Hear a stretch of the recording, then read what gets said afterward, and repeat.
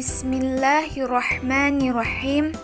Assalamualaikum warahmatullahi wabarakatuh. Baiklah, kami dari kelompok 3 akan mempresentasikan materi yang berjudul Rubrik Instrumen Penelitian.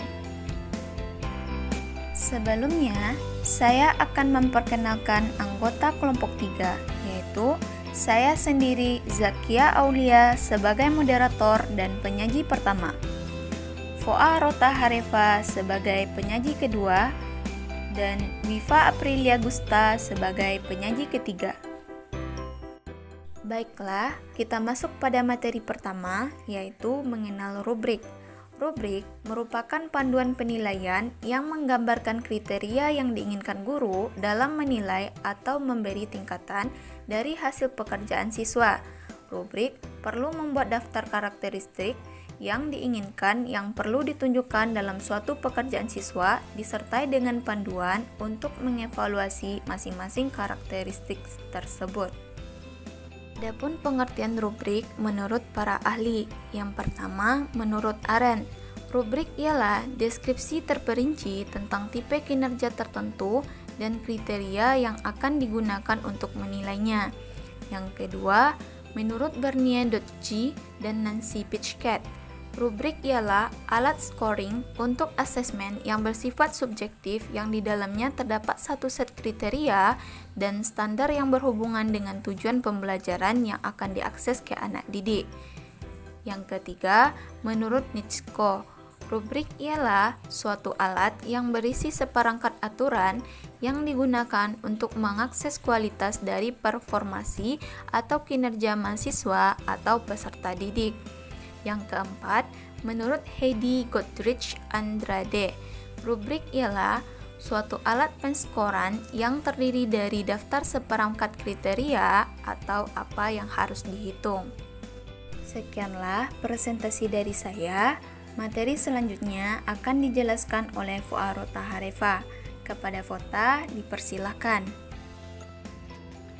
Baiklah, materi selanjutnya untuk manfaat rubrik dan rubrik serta bukan rubrik akan saya jelaskan. Pertama yaitu manfaat rubrik. Dalam hasil diskusi kami, beberapa manfaat rubrik diantaranya: yang pertama, sebagai pedoman penilaian yang objektif dan konsisten dengan kriteria yang jelas. Yang kedua, dapat memberikan informasi bobot penilaian pada tiap tingkatan kemampuan. Yang ketiga, rubrik dapat memotivasi siswa untuk belajar lebih aktif. Yang keempat, mahasiswa dapat menggunakan rubrik untuk menentukan strategi pembelajarannya serta mengukur capaian kemampuannya sendiri atau kelompok belajarnya. Yang kelima, mahasiswa mendapatkan umpan balik yang cepat dan akurat. Kemudian yang keenam, rubrik dapat digunakan sebagai instrumen untuk refleksi yang efektif. Dan yang terakhir, sebagai pedoman dalam proses belajar maupun penilaian hasil belajar. Kemudian, rubrik yang baik itu memiliki ciri-ciri diantaranya: pertama, rubrik yang mudah digunakan. Kemudian yang kedua, deskripsi tugas yang jelas. Kemudian yang ketiga, penjelasan quality bagi setiap kriteria dinyatakan dengan terperinci. Yang keempat, penggunaan bahasa yang jelas. Yang kelima, membantu dalam tujuan pemarkahan. Yang keenam, mudah membedakan tahap quality respon calon. Yang ketujuh, kriteria penilaian dinyatakan secara eksplisit. Dan yang terakhir, proses pemarkahan dan skala yang jelas dan mudah digunakan. Kemudian, rubrik dan bukan rubrik. Di sini, dalam hasil diskusi kami di slide presentasi ini, kami memaparkan contoh rubrik. Jadi di sini dapat kita lihat contoh rubrik itu dia memiliki setidaknya dua komponen, yaitu skor dan juga deskripsi. Jadi tiap-tiap skor memiliki deskripsi tertentu.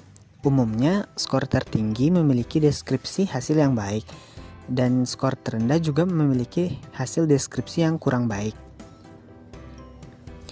Kemudian untuk contoh bukan rubrik, di dalam slide presentasi ini dapat dilihat di sini ada contohnya, dia hanya memaparkan deskripsinya saja namun tidak memiliki skor-skornya. Nah, di sini termasuk bukan rubrik dikarenakan tidak ada kejelasannya antara skor dan deskripsi yang telah dicantumkan di dalam tabel ini. Sekian dari materi yang dapat saya jelaskan, saya kembalikan kepada moderator. Terima kasih kepada Vota. Materi selanjutnya akan dijelaskan oleh Wifa Aprilia Gusta. Kepada Wifa, dipersilahkan. Baiklah, saya akan melanjutkan penjelasan dari teman saya. Yang selanjutnya yaitu mengenai rubrik holistik dan analitik. Yang pertama yaitu rubrik holistik. Nah, rubrik holistik ini adalah pedoman untuk menilai berdasarkan kesan keseluruhan atau kombinasi semua kriteria. Rubrik holistik ini digunakan bila ada kesulitan atau tidak memungkinkan adanya pembagian penilaian suatu tugas ke dalam kriteria terpisah. Nah, elemen dari holistik rubrik ini dapat dilihat. Yang pertama yaitu buat nama tugasnya. Sini ada nama tugas, ada grade capaian. Grade capaian ini dari grade 1 sampai seterusnya. Nah, selanjutnya itu skor atau nilai. Nilai ini diberikan dari 1 sampai seterusnya. Nah, selanjutnya yaitu deskripsi dari grade capaian ini. Penjelasan deskripsi ini sama dengan penjelasan dari skor atau nilai yang dicapai oleh siswa tersebut. Nah, perlu diingat, skor atau nilai diberikan secara numerik dan dapat dengan kisaran 1 sampai 10 atau 1 sampai 100 tergantung tingkat ketelitian dan akurasi yang tepat kan pada setiap kriteria. Selanjutnya yaitu contoh rubrik holistik. Nah, apabila dia mendapatkan skor 4, maka deskripsinya itu respon terhadap tugas sangat spesifik, informasi yang diberikan akurat dan memperlihatkan pemahaman yang utuh.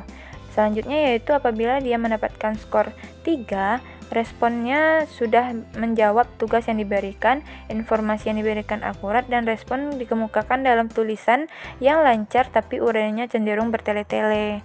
Selanjutnya yaitu apa dia mendapatkan skor 2, respon kurang memuaskan. Walaupun informasi yang diberikan akurat, tapi tidak ada kesimpulan dan pendapat serta kurang logis.